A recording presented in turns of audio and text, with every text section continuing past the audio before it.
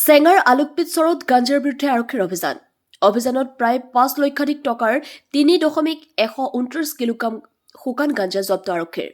গাঞ্জা সৰবৰাহৰ অভিযোগত আলোকপতিৰ মজনুৰ আলী গ্ৰেপ্তাৰ। বৰপেটা জিলাৰ চেগা সমষ্টিৰ অন্তৰ্গত আলোকপতি চৰত অবৈধ গাঞ্জাৰ বিৰুদ্ধে আকস্মিক অভিযান চলাই প্ৰায় ৫ লক্ষাধিক টকাৰ শুকান ভাং গাঞ্জা জব্দ কৰে আলোকপতি চৰ আৰক্ষীয়ে।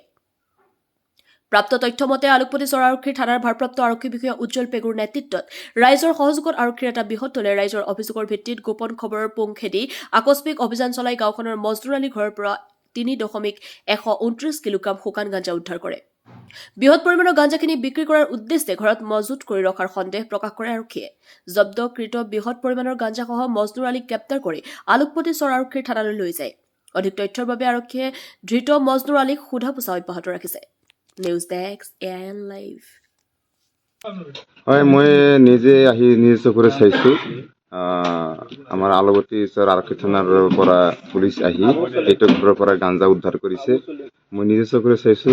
গাঞ্জা ৱেটটো 3 কিলো 129 গ্ৰাম মান গাঞ্জা এইটো ঘৰৰ পৰা উদ্ধাৰ কৰিছে।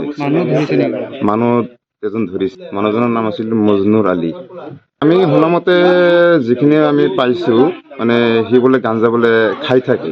আৰু যিখিনি মানে ওজন আমি চালো, মোৰ এটা মনত এটা মানে ভাৱ হয় সি মানে বিক্ৰী কৰে। ইমান গাঞ্জা সি কেনেকৈ খাব এজন মানুহে? মোৰ এটা ধাৰণা হয় সি গাঞ্জাখিনি বিক্ৰী কৰে আলোকপতি। যিকোনো খবৰ আৰু বিজ্ঞাপনৰ বাবে যোগাযোগ কৰক 7896121996।